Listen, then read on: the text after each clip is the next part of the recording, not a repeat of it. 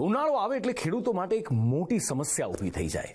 પાણીના તળ નીચા જતા રહે, પાણીની તકલીફ થાય.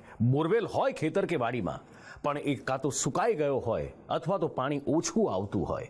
હવે આ સમસ્યાનું નિરાકરણ કેવી રીતે લાવવું, અને આ જ સમસ્યાનું નિરાકરણ લાવવા માટે આજે એક ખાસ મહેમાન આપણી સાથે છે, વિશાલ બગલેજી. વિશાલજી, આપનું સ્વાગત છે સંદેશ ન્યૂઝમાં. Thank you. વિશાલજી, ઘણી બધી વાતો કરવી છે, પણ એ પહેલા આપણે કેમ ભેગા થયા છીએ, વિશાલ બગલેજી કોણ છે અને એમણે કેવું ક્રાંતિ અને કેવું પરિવર્તન આણ્યું છે, એ થોડું મારે દર્શકોને બતાવવું છે. તો એનું પહેલા એક દર્શકોને આપનો એક પરિચય આપી દઈએ. વિશાલજી જે છે એ પાણીની માત્રા વધારવા માટે એક ખાસ અભિયાન ચલાવી રહ્યા છે અને એક કેમિકલ સિમ્યુલેશન ટેકનિક એમણે વિકસાવી છે. આ ટેકનિકનો ઉપયોગ એ છેલ્લા 20 વર્ષથી કરી રહ્યા છે મહારાષ્ટ્ર અને રાજ્યના અલગ અલગ. અને આ પદ્ધતિ ખાસ વાત એ છે કે ઓછી ખર્ચાળ છે, સરળ રીતે લાગુ કરી શકાય એવી છે અને ખૂબ અસરકારક પણ છે. અને આ ટેકનોલોજી આખા ભારતમાં વ્યવહારિક રીતે બીજે ક્યાંય કોઈ દ્વારા ઉપયોગમાં નથી લેવામાં આવી. વિશાલ બગલેજીએ ભારતના પ્રતિષ્ઠિત સંસ્થાન આઈઆઈટી આઈએસએમ ધનબાદમાંથી ખનિજ અને ભૂવિજ્ઞાન વિષયમાં શિક્ષણ પ્રાપ્ત કર્યું છે અને આ સંસ્થા વિશ્વભરમાં ભૂગર્ભ શાસ્ત્ર અને ખનિજ ઇજનેરિંગ માટે ખૂબ પ્રખ્યાત છે. એમણે ભારત સરકારના ઉપક્રમ સ્ટીલ ઓથોરિટી ઓફ ઇન્ડિયા લિમિટેડમાં એક્ઝિક્યુટિવ ઇજનેર તરીકે પણ સેવા આપી છે અને ભૂવૈજ્ઞાનિક અને ખાણ વિભાગમાં એક મહત્વનું યોગદાન આપ્યું છે.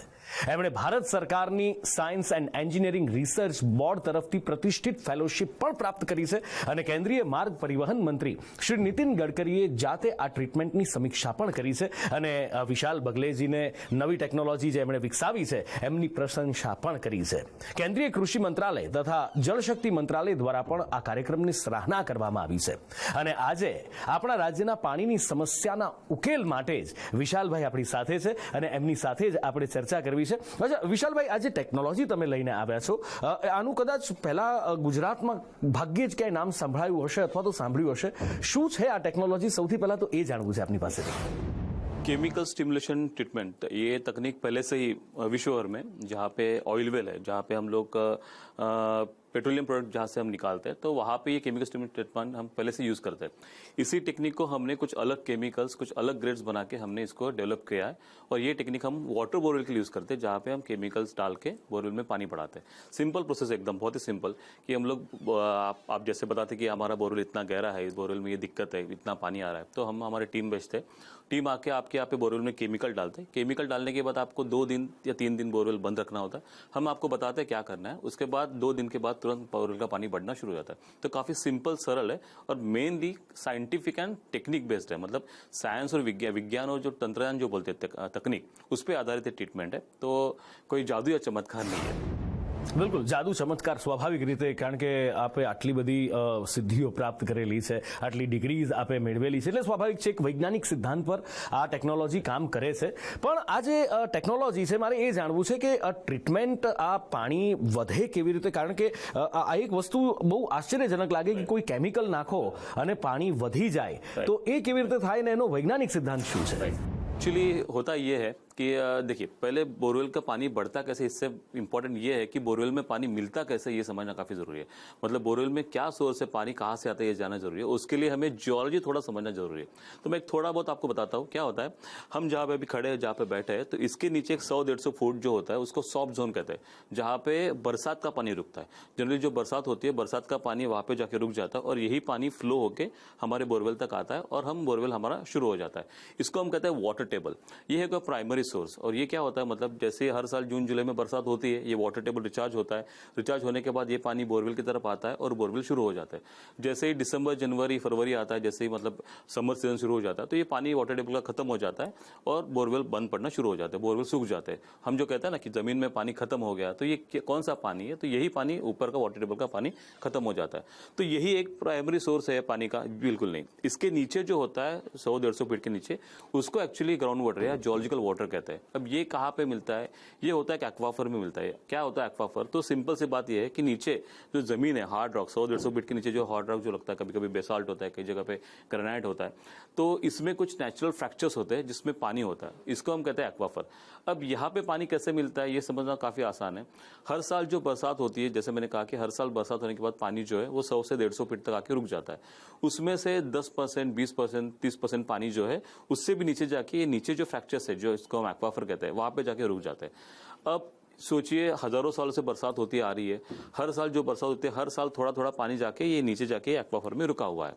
तो ये जो एक्वाफर है, यहाँ पे जो पानी है, इसको मिलना, इसको निकालना, इसको लेना काफी जरूरी होता है, लेकिन ये पानी आसानी से मिलता नहीं है। क्यों?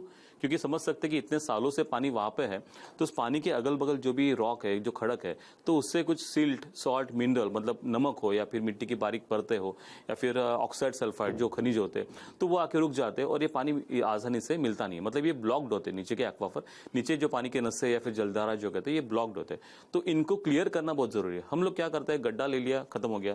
तो हम ट्रीटमेंट जो करते हैं, ट्रीटमेंट से ये करते हैं, हमारा केमिकल क्या करता है, हम जब केमिकल डालते हैं, ये केमिकल से नीचे जाके जो भी ऊपर का वाटर टेबल है उसमें जो भी सॉल्ट, सिल्ट या मिनरल डिपॉजिट है, और नीचे जो एक्वाफर है बेसिकली, तो उसका पानी निकालने के लिए जो सॉल्ट, सिल्ट, मिनरल, ये सारा केमिकल में डिसॉल्व करके निकाल देते हैं, ताकि पानी के रास्ते जो वो क्लियर हो जाते हैं। उसके अलावा और एक है कि केमिकल ट्रीटमेंट से होता है कि वहाँ पे जो bottom hole pressure, technical concept है, ज्यादा डीप नहीं बताऊंगा, लेकिन होता है कि वहाँ वो बॉटम होल प्रेशर कम होकर पानी अगल बगल का जो पानी वो बोरवेल खींचता है।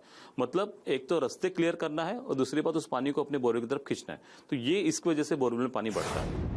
વિજ્ઞાન ટેકનોલોજી કઈ રીતે થાય છે એ આપે સમજાવ્યું, પણ જ્યારે આપણે આપણા ગુજરાતી દર્શકોને વાત કરતા હોઈએ અને અમારા ગુજરાતીઓનો એક સ્વભાવ છે કે ગેરંટી વાળો માલ અમને જોઈએ, એટલે સવાલ એ થાય કે ટેકનોલોજી તમે કહો છો એ પ્રમાણે લાગે છે કે ખૂબ કારગત છે અને ખૂબ અસરકારક છે, પણ પાણીનું લેવલ આનાથી કેટલું વધી શકે અને શું 100% ગેરંટી ખરી આની? देखिए, एक बात है, being an engineer and being an scientist मैं आपको बोल रहा हूँ, आज तक दुनिया भर में ऐसी कोई तकनीक या टेक्नोलॉजी है ही नहीं जिससे हम जमीन में पानी 100% गारंटी के साथ ढूंढ सके। फर्स्ट ऑफ ऑल, क्यों? क्योंकि हम लोग क्या करते हैं, कोई जियोलॉजिस्ट भी अगर हम बुलाते हैं और जियोलॉजिकल सर्वे कराते हैं, तो हम लोग फ्रैक्चर्स ढूंढते हैं, हमें पानी मिलता नहीं है। हम क्या करते हैं, फ्रैक्चर्स ज्यादा जितना ज्यादा अच्छा है, हम लेवल देखते हैं, यहाँ पे क्या है, ग्रेनाइट है या फिर बेसाल्ट है, जो भी है, स्ट्रक्चर क्या है, फिर फ्रैक्चर्स कितने, उसके हिसाब से हम बोलते हैं कि यहाँ पे बोरवेल लीजिए ताकि इतना इतना पानी मिल सकता है। लेकिन वो बोरवेल में जो एक्वाफर है वो एम्प्टी है या ब्लॉक्ड है, ये पता नहीं चलता है। मतलब आज ऐसी कोई टेक्नोलॉजी ही नहीं है जो 100% एश्योरेंस आपको दे सके, पहली बात। दूसरी बात, देखिए, यही टेक्नोलॉजी हम लोग ऑयल वेल में भी यूज करते हैं, वहां पे भी हम लोग ऑयल प्रोडक्ट निकालते हैं, तो वहां पे जब ऑयल ड्रिलिंग करते हैं, वहां पे भी अभी 100% एश्योरेंस के साथ हम लोग ये डिपॉजिट ढूंढ नहीं पाते, वहां पे भी 80-90% है। वहां पे तो मॉडर्न टेक्नोलॉजी है, जैसे कि 3D सिस्मिक वेव, एक 3D पिक्चर बना के देखते हैं, तो वहां पे भी 80% तक पहुंच जाते हैं। तो पानी के लिए अभी तक तो 100% गारंटी देना पॉसिबल नहीं है, लेकिन हम जो अभी ट्रीटमेंट कर रहे हैं, हमारा आज तक का अनुभव ये रहा है कि अगर हम 100 बोरवेल करते हैं तो 100 में से 70 से 80 बोरवेल में पानी बहुत अच्छे से बढ़ता है। तो हम लोग ये बोलते हैं कि सक्सेस रेट जो है इसका 70 to 80% है। 20% 30% रिस्क रहेगा, लेकिन वो आपको लेके चलना ही है, क्योंकि उसके अलावा कोई ऑप्शन है नहीं। लेकिन ये 80% ह्यूज है, क्योंकि आजकल प्रैक्टिकली पूरे भारत में ऐसी कोई टेक्नोलॉजी है ही नहीं जिसमें बोरवेल का पानी बढ़ाया जा सके इतने कम खर्चे, इतने गारंटी के साथ।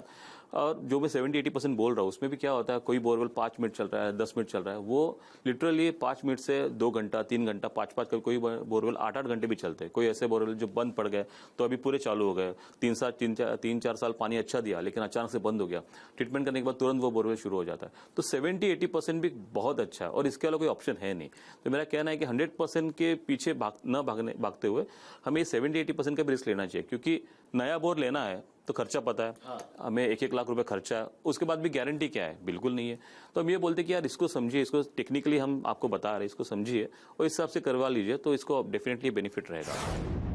બેનિફિટ ડેફિનેટલી આમાં 70-80% એ પણ ઘણું કહેવાય ને, લાખ રૂપિયો તો તમે બેસિક કહો છો, બાકી તમારે અમુક જે તળ ઊંડા ઉતરી ગયા છે ત્યાં કરાવો તો ખર્ચો પછી સ્કાય ઇઝ ધ લિમિટ એવું થઈ જાય છે ત્યાં। પણ એટલે સવાલ એ થાય, બોરવેલ અલગ અલગ પ્રકારના હોય, અલગ અલગ ઊંડાઈના હોય, તો આપણી આ જે ટ્રીટમેન્ટ છે, આ ટ્રીટમેન્ટ કયા બોરવેલમાં કેટલી ઉપયોગી થાય છે એ પણ એક ખાસ જાણવું જરૂરી છે।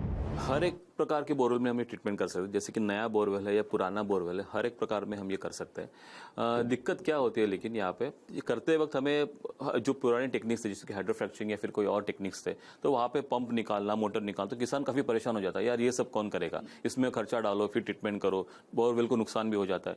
तो ये काफी सिंपल, हम जो ट्रीटमेंट कर रहे हैं यहाँ पे पहली बात तो आपको मोटर या पंप निकालने की जरूरत नहीं है, आपको कुछ तैयारी नहीं करनी है, आपको बस हमें फोन करना है, बताना है कि मेरा बोरवेल 300-400 फीट गहरा है या 700-800 जो भी है। उसके बाद हम अपनी टीम भेजते हैं, आपका पानी कैसे चल रहा है उसके हिसाब से हम केमिकल ट्रीटमेंट करते हैं, जो जिस डिस्ट्रिक्ट में आ रहे हैं उस हिसाब से हम केमिकल भेजते हैं।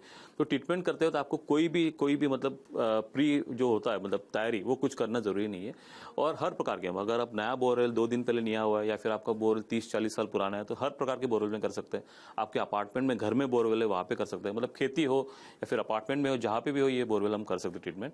और कोई अलग प्रकार की मतलब कोई तैयारी, जैसे मैं बार बार बोल रहा हूँ, ये क्यों बोल रहा हूँ, क्योंकि खर्चा काफी कम आता है। मतलब हम लोग ये 8-9 हज़ार 10 हज़ार से लेकर ट्रीटमेंट कर देते हैं पूरा, मतलब सब कुछ इंक्लूडिंग जीएसटी इवन।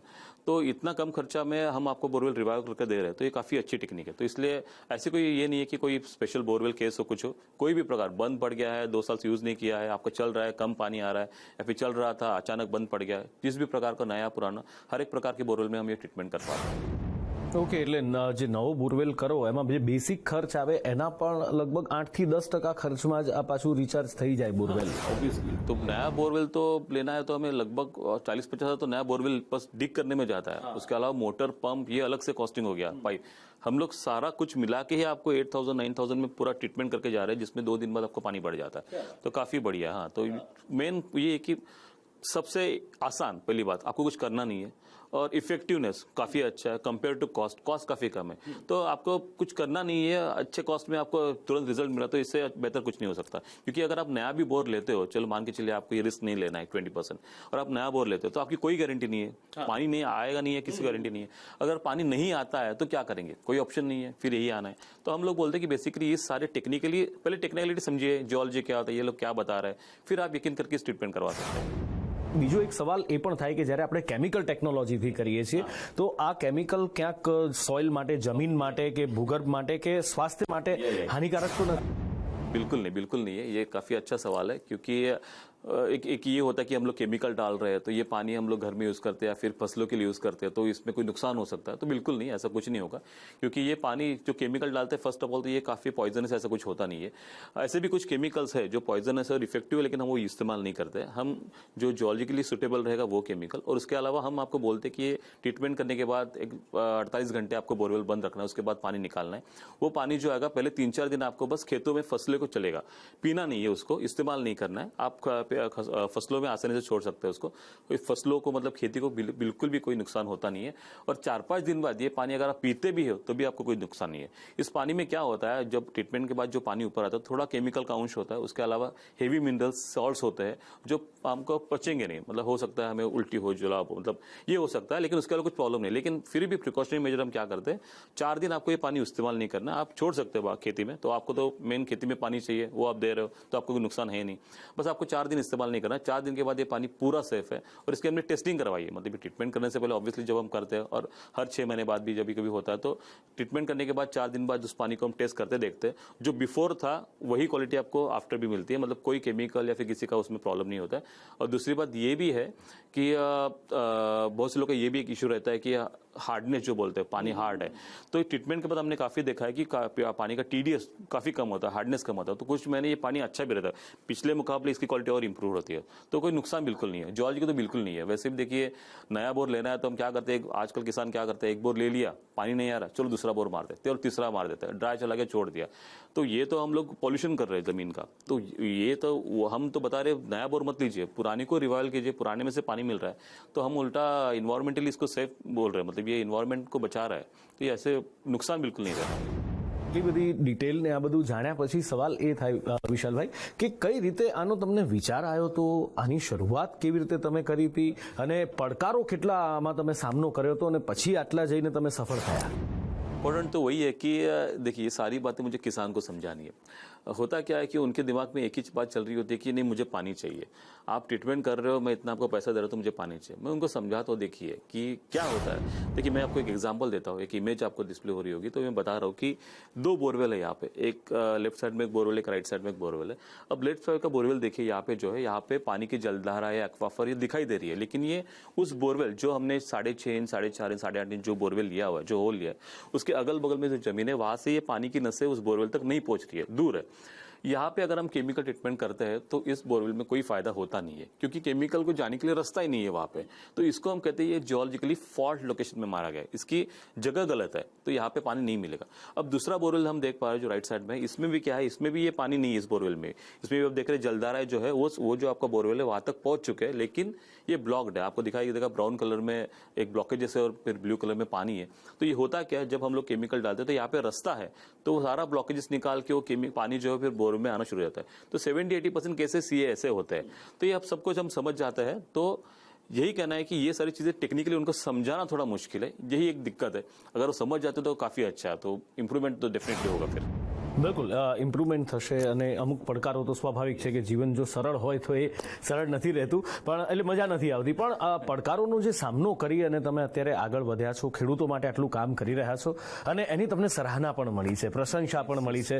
કેન્દ્રીય મંત્રી શ્રી નીતિનભાઈ ગડકરી અને એની સાથે કૃષિ મંત્રાલયે પણ આપના ખૂબ વખાણ કર્યા છે, આપની સરાહના કરી છે। તો એ જ્યારે મળવાનું થયું, એ જ્યારે એમની સામે આ કોન્સેપ્ટ મૂકવાનો થયો અને એ જે પ્રશંસા મળી, એના થોડા અનુભવ આપની પાસેથી જાણવા છે। काफी अच्छा एक्सपीरियंस रहा। सोचा नहीं था कभी, एक्चुअली गडकरी साहब से मेरी कोई पर्सनल मतलब इंट्रोडक्शन नहीं था, वैसे कुछ जान पहचान नहीं थी, लेकिन मैं पता चला सर काफ़ी काम कर रहे हैं पानी के रिगार्डिंग। एक्चुअली उनका डिपार्टमेंट अलग है, बट उनके यहाँ पे काम काफ़ी चलता है पानी के रिगार्डिंग। तो बेसिकली विदर्भ से करते हैं जहाँ पे पानी कम होता है। तो उनकी अपॉइंटमेंट मिली मुझे, फॉर्चुनेटली मैं उनसे मिला, उनको बताया मैंने कि सर मैं ऐसे काम कर रहा हूँ कई सालों से महाराष्ट्र में। तो उन्होंने, उनका जो डिपार्टमेंट है पानी रिगार्डिंग काम देखता है, कुछ सर है महादेव कोटस्तानी, उनका जियोलॉजी डिपार्टमेंट की कुछ साइंटिस्ट भी है, GSD के डायरेक्टर भी वहाँ पे थे उस टीम में। उनसे मुझे मिलने के लिए कहा गया, फिर उनसे मिला मैं, उनको फिर बताया कि सर मैं कुछ बोरवेल में आपको डेमो दे सकता हूँ। सर ने कहा ठीक है, मैं एक 5-6 बोरवेल मुझे डेमो दीजिए, अगर ये अच्छा लगता है तो मैं आपको रिकमेंड करता हूँ गवर्नमेंट को। तो इस हिसाब से मैंने वो ट्रीटमेंट दिया और डेमो दिया, उसका रिजल्ट काफ़ी अच्छे रहे। सर को भी दिखाया, सर काफ़ी खुश हुए, सर को भी अच्छा लगा। और जैसे उन्होंने कहा था कि रिकमेंड करूंगा, तो उन्होंने कृषि मंत्रालय और जल शक्ति मिनिस्टर को रिकमेंड किया। तो उसी रिगार्डिंग मेरी कृषि मंत्रालय भी मीटिंग हुई, उनको भी ये सारी ट्रीटमेंट उन्होंने बताई। तो अभी धीरे धीरे नीचे आ रही है। लेकिन गडकरी साहब के बारे में बोले तो जितना बोले उतना कम ही है, क्योंकि उनका डिपार्टमेंट ना होते हुए भी उन्होंने इतना मतलब इसको एनकरेज किया। मैं तो जनरली उससे मिला और उनको बोला कि ठीक है ये ऐसे से काम है, ऐसा नहीं कहा कि अरे मेरा डिपार्टमेंट नहीं है, किसी और डिपार्टमेंट चाहिए।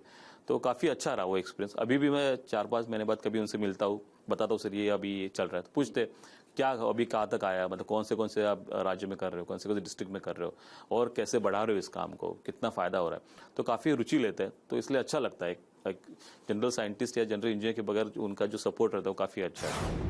બિલકુલ, તમે કહ્યું કે વિદર્ભમાં તમે ખૂબ કામ કર્યું છે। મહારાષ્ટ્રમાં મરાઠવાડ અને વિદર્ભ આ બે એવા પ્રદેશ છે કે લગભગ સૂકા પ્રદેશ થઈ ગયા હોય અને ખૂબ ખેડૂતોની હાલત ખૂબ ખરાબ છે। ત્યાં જ્યારે તમે આ ટ્રીટમેન્ટથી બોરને રિચાર્જ કર્યા અથવા તો જ્યાં ખેડૂતો માટે જે તમે કર્યું, તો એમાં કેટલી સફળતા મળી, કેવી સફળતા મળી, ત્યાં કેવા પડકારોનો સામનો કરવો પડ્યો, તો એ ખાસ જાણવું છે। एक्चुअली सही में वहाँ पे पानी की दिक्कत तो है, महाराष्ट्र विदर्भ मराठवाड़ा में जैसे आपने कहा। काफ़ी ऑब्जर्वेशन है। देखिए गुजरात में रह के भी हमें पता है कि महाराष्ट्र में कौन से डिस्ट्रिक्ट में ही है, लेकिन मैं अगर सच बोलूँ तो ये रहा है कि हमने विदर्भ में, मतलब हमने जो ट्रीटमेंट विदर्भ और इसमें किया मराठवाड़ा में, सबसे ज़्यादा अच्छे रिजल्ट हमें वही मिले। 90% इवन 95% रिजल्ट हमें अच्छे मराठवाड़ा और विदर्भ में मिले, क्योंकि वहाँ पे पानी जियोलॉजिकल पानी अच्छा है, लेकिन वो मिलता नहीं है। जैसे मैंने कहा कि हम लोगों ने बस गड्ढा खोदा हुआ है, बोरवेल ने मतलब गड्ढा खोदा, उसको डेवलप ही नहीं किया। ये ट्रीटमेंट वही है कि इस ट्रीटमेंट से हम बोरवेल को डेवलप करते हैं, ताकि अगल बगल का जो पानी है वो आपके बोरवेल में आना चाहिए। तो अगर ये करते हो तो डेफिनेटली पानी मिलेगा। तो वहाँ पे यही है। हाँ, बट वही है कि अगेन फिर जैसे आपने कहा कि किसान जो होता है वो पूछता है कि इतना खर्चा मैं कर रहा हूँ तो गारंटी क्या है। तो थोड़ा हम समझाते कि भाई देखिए गारंटी नहीं है, लेकिन इसके अलावा ऑप्शन भी नहीं है। आज देखिए, आज हम कुछ नए टेक्नोलॉजी खेतों में ला रहे हैं, हम नए बीज ला रहे हैं, नए इक्विपमेंट्स ला रहे हैं। तो आपको बोरवेल की रिगार्डिंग भी आपको कन्वेंशनल होकर नहीं चलेगा, आपको इसमें भी कुछ नयापन लाना है। तो ये टेक्निक बात है, आपको समझने की यार ये पूरा साइंस है। एक सामने वाला इंजीनियर आपको बता रहा है कि ये साइंटिफिक टेक्नोलॉजी है, तो हम इसको अडॉप्ट करना चाहिए, इसको देखना चाहिए, और ये करेंगे तभी मिलेगा। मतलब हमें जैसे हम हर चीज़ में आधुनिकीकरण कर रहे हैं, तो इसमें भी करना जरूरी है बोरवेल में। अगर ये करते हैं तो डेफिनेटली फायदा होगा। બિલકુલ આખા ગુજરાતમાં ક્યાંય પણ કોઈ પણ જો કોઈ ખેડૂત કોઈ પણ છેડામાંથી આ બાજુ સૌરાષ્ટ્રથી કે આ બાજુ પૂર્વમાં છેક છોટાઉદેપુર મહીસાગર કે પછી ઉત્તરમાં કચ્છ કાઠિયાવાડ કે પછી નીચે દક્ષિણમાં છેક વલસાડ खा गुजरात में आप कहीं भी हमें फोन कीजिए, हम आपको ट्रीटमेंट समझाएंगे क्या है, कितनी कॉस्टिंग है और आपके हफ्ते 2 हफ्ते में आपके खुद आके ट्रीटमेंट करेंगे। मतलब आपको कुछ करना नहीं, आपको बस हमें फोन करना है, आपकी परेशानी बतानी है, हम सोल्यूशन देने का प्रयास नक्की करेंगे। બિલકુલ વિશાલજી સાથે ચર્ચા તો કરી જ રહ્યા છીએ, પણ એક ખાસ વાત મારે તમને એ કહેવી છે કે જે ફોન નંબરની વાત કરી રહ્યા છે વિશાલજી, એ ફોન નંબર નીચે બ્લિંક થઈ રહ્યો છે અને એ ફોન નંબર પર આપ કોન્ટેક્ટ કરી અને એમની પાસે આપની સમસ્યા વ્યક્ત કરી શકો છો અને વિશાલજી જે એક કોન્ફિડન્સ વ્યક્ત કરી રહ્યા છે કે એ સમસ્યાનું નિરાકરણ લાવી શકે છે। ખેડૂતો અને યુવાનો જે ખેતી કરે છે, આજે પણ ખેતી સાથે સંકળાયેલા છે, એમના માટે કોઈ ખાસ સંદેશ? किसान को तो मैं यही बोलूंगा कि हर तरीके से हम लोग नए नए तकनीक आज मार्केट में है, उनको समझिए। आजकल हो भी रहे, काफी किसान ऐसे भी है जो नए नए तकनीक करके काफी अच्छा कमा भी रहे हैं। ऐसे बहुत से महाराष्ट्र में ऐसे काफी सदन किसान है जो करोड़ों में कमाते हैं। उनको भी दिक्कतें हैं, बरसात है, किसान में थोड़ा हम बोलते कि यार एक तो बहुत ज्यादा बरसात हो गई या तो हो गया पूरा सूखा पड़ गया, ये तो दिक्कतें आएगी क्योंकि ये क्लाइमेट है तो होगा ही होगा। लेकिन उसके बावजूद भी नए नए टेक्नोलॉजी अगर हम समझ के लेते हैं, जैसे पानी की समस्या यहाँ पे सॉल्व कर सकते हैं, नए नए बीज ले सकते हैं, तो यंत्र है, जो नए नए इक्विपमेंट्स है उसके थ्रू हम अच्छे से खेती कर सकते हैं, तो वो तो करनी ही चाहिए। मतलब आपको टेक्नोलॉजी अडॉप्ट करनी चाहिए किसानों को। युवाओं को मैं ये जरूर बोलूंगा कि देखिए, आप इसमें रूरल टेक्नोलॉजी या फिर रूरल इन्वेंशन, इसमें काफी अच्छा स्कोप है। आप जब कोई करियर करते हैं, डेफिनेटली आप चाहते हो कि इसमें पैसा मिले, लेकिन सेटिस्फेक्शन जो होता है, एक अच्छी बात कि यार हाँ यार ये जो कर रहा हूँ ये मैं काफी अच्छा सोसाइटी को मैं कुछ दे पा रहा हूँ, तो ये यहाँ पे आपको जरूर मिलेगा। तो रूरल टेक्नोलॉजी, रूरल इनोवेशन में काम कीजिए, वहां पे करियर कीजिए। जब कोई किसान मुझे बोलता है कि सर आप भगवान की तरह आए, आप इतना पानी अच्छा बढ़ गया, मेरा बोरवेल सूखा था, बंद हो गया था, अभी चालू हो गया, तो काफी सेटिस्फेक्शन मिलता है हमें। तो आपको भी यही कहूंगा युवाओं को कि रूरल टेक्नोलॉजी को समझिए, उसमें कुछ अहम योगदान दीजिए। બિલકુલ વિશાલજી, તો ઘણી બધી ચર્ચાઓ તમારી સાથે એમ થાય એમ છે ને ઘણું બધું તમારી પાસેથી જાણવા મળે એમ પણ છે, પણ સમયની મર્યાદામાં આપણે બંધાયેલા છીએ, પણ આપે આ કિંમતી સમય ફાળવ્યો અને અમારી સાથે વાતચીત કરી એ બદલ ખૂબ ખૂબ આભાર। Thank you so much. Thank you. દોસ્તો, વિશાલજીએ હજારો ખેડૂતોને આ રીતે એમના જે બોરવેલ હોય જે ફેલ થઈ ગયા હોય કે એમાં પાણી ઓછું આવતું હોય કે બિલકુલ ન આવતું હોય, એવા હજારો ખેડૂતોને મળ્યા છે, એમની મદદ કરી છે, એમના પ્રેમ અને આશીર્વાદ મેળવ્યા છે। મોસ્ટલી અત્યાર સુધી મહારાષ્ટ્ર અને બીજા રાજ્યોમાં કર્યું છે, પણ ગુજરાતમાં પણ હવે આપણને એમની સેવા ઉપલબ્ધ થાય એ માટે અવેલેબલ છે। ફોન નંબર નીચે છે। જો આપનો બોરવેલ પણ આપને દગો આપી ગયો છે તો એને ફરી એકવાર આપને વફાદાર બનાવવા વિશાલ બગલેજી આવી ગયા છે, એમનો સંપર્ક કરી શકો છો। અત્યારે લઈએ છીએ આપનાથી વિદાય। નમસ્કાર। A news